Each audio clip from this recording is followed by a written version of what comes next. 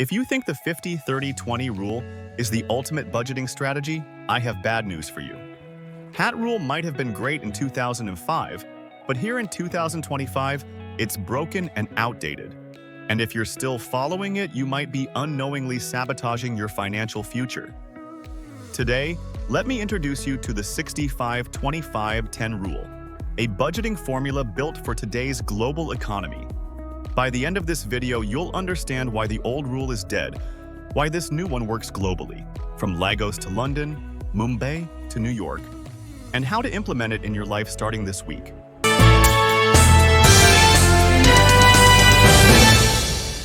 Why the 50-30-20 rule no longer works.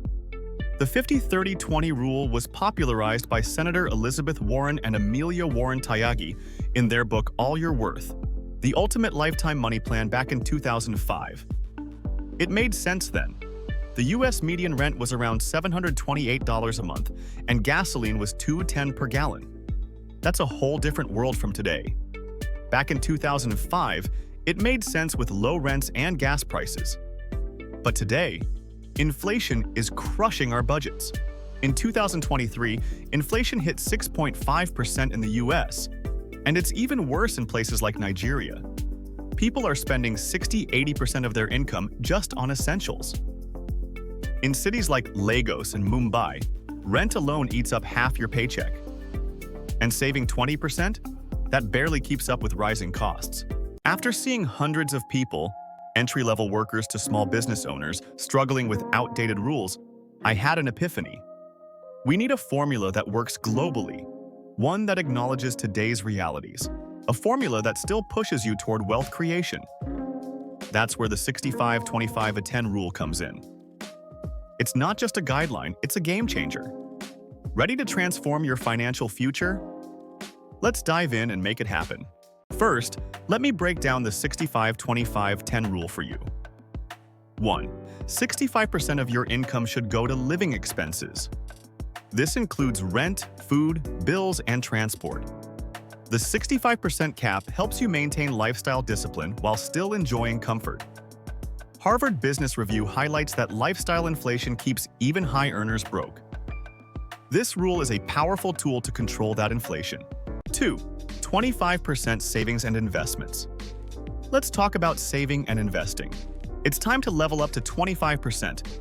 That's higher than the old 20% target. This includes your emergency funds, retirement, and wealth-building assets. Think index funds, real estate, or even starting a small business. Remember, as George S. Clason said, "A part of all you earn is yours to keep." Historically, wealth builders aim for a 20-30% savings rate. So, are you ready to take control of your financial future? 3. 10% for giving. Giving 10% of what I earn has transformed my life. Science-backed. According to The Paradox of Generosity, by Christian Smith and Hilary Davidson, people who give regularly are not only happier but also manage money better because giving forces intentionality. When I give, I feel more intentional with my finances. It's not just about me. It strengthens our community bonds. In tough times, those connections become our safety net. So I challenge you, try giving 10% and see how it changes you. Join me on this journey of generosity and let's uplift each other. Ever wondered how this rule works in real life? Here's how it works, no matter where you are. In Nigeria, for example, with an income of 300,000 naira a month, you can give 30,000 naira, save 75,000, and live on 195,000. In the US, earning $4,000 monthly means giving $400, saving $1,000, and living on $20,600. In India, with 50,000 a month, you can give 5,000 rupees, save 12,500 rupees, and live on 32,500 rupees. This system is currency agnostic, working for any income bracket. It's flexible enough for freelancers with irregular income. And as your income grows, your savings can too. So you want to switch from the 50-30-20 budget to the 65-25-10? First, track your expenses for 30 days. Use Mint, YNAB, or just a notebook.